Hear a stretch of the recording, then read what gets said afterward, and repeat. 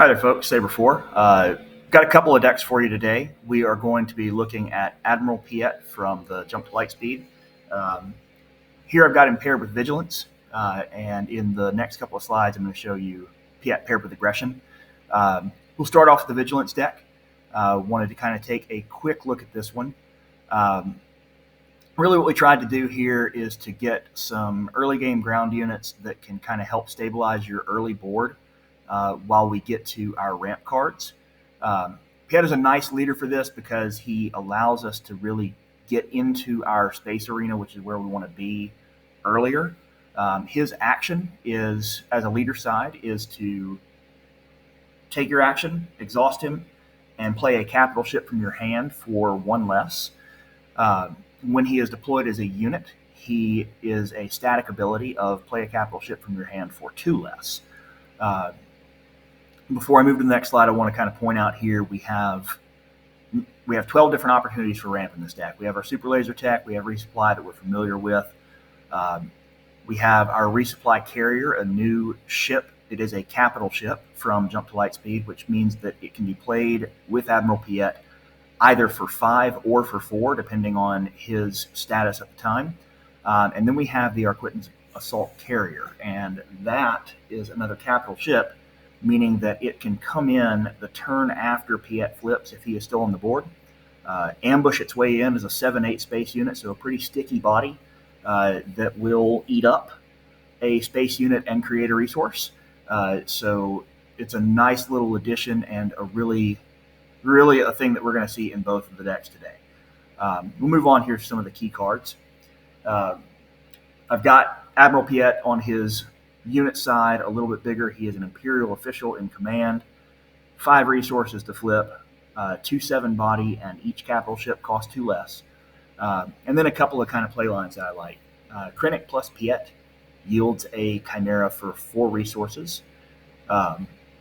Or if you have Krennic plus Piet flip to his unit side, you can put a Chimera out for just 3. Your resupply carrier is a 4 cost, 4/5, that ramps you with Piet flipped. Planetary Bombardment is included in this list as a 2 of. It is taxed in this deck, so you're going to play it for 8, but you have a ton of capital ships, and so you are most likely going to do 12 indirect damage at a minimum when you play that card. One of the reasons that I really like this one is also Turbo Laser Salvo. And Turbo Laser Salvo, helps to speak slowly, allows me to pick any one of my units in space, which everything here is pretty robust. The minimum power you're going to see is a 4. And deal that damage to every unit of your opponents in an arena of your choosing. And so this really can be a one-sided board wipe in an arena pretty quickly. Play line to consider here at 5 resources. Play your resupply carrier as your main action using Piet's ability. The next turn you can exploit that into a Malevolence, and so you can get a 7/7 Restore 2 that locks a unit out from attacking this turn and also makes it -4/-0. Or you can, an alternate version of that is that you can play Krennic, flip him, play Chimera for 3. And so you've discounted in a 5/6 body that when defeated leaves behind a couple of tokens. And then the next turn you can either exploit Krennic to bring the Malevolence in for 5, or if they have answered your Chimera, you can exploit down the TIE fighters that it leaves behind. Why do we pair this with Vigilance? This is a more control-based version of the strategy. Hits big, powerful late-game units. You've got your bombs here set up pretty early, and you can wind up stealing a lot of resources and making things really difficult to play if your opponents don't have immediate answers for the space arena. Let's move on, and we're going to take a look at Asteroids Do Not Concern Me, the 45 card thermal oscillator version of Admiral Piet plus Aggression. Here you'll notice that we have a lot more of our early game units, and there's a reason for that. In one of our previous videos, we talked about changing the math of the game and what that thermal oscillator means. means versus what Colossus means. And I imagine that we'll probably see 2 more rare bases with some variants of what they do versus their hit points in the next couple of weeks. And we'll talk about each of those as they come along. But here, this means that I am 85% or better to get a 2-drop without any kind of consequence. And because my deck is only 45 cards, I've got a very, very good chance of being able to mulligan aggressively, keep a turn 1 play, and see some of my 3-drop ramp in a very consistent fashion.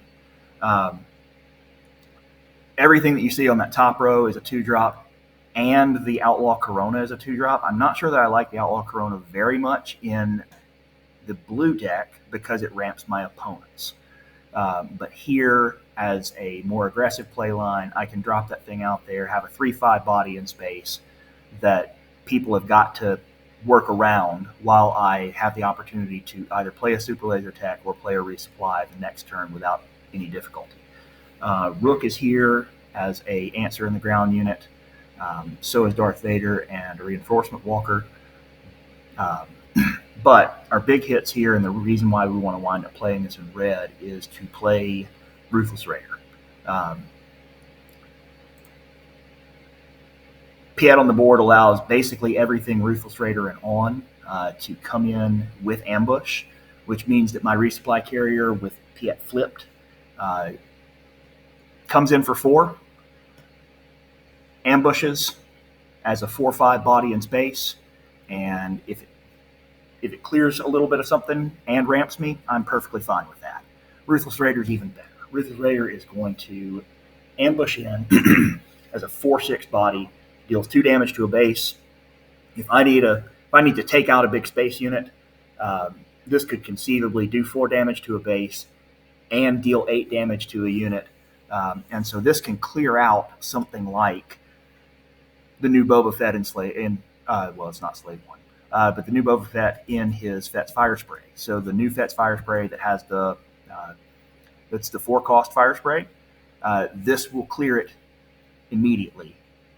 Same turn if you drop this while Admiral Piett is also on the table, or while the Admiral Piett unit is also on the table. This also ramps you into and brings you into planetary bombardment very easily. You're likely going to hit that on an earlier game turn than your opponents are kind of ready for. We kept the Arquitens Cruiser in here.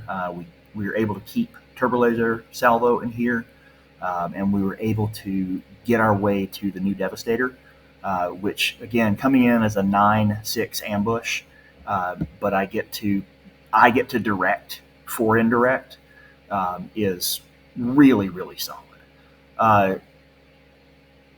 Why do I use the Thermal Oscillator? Again, it allows for a much tighter draw variance.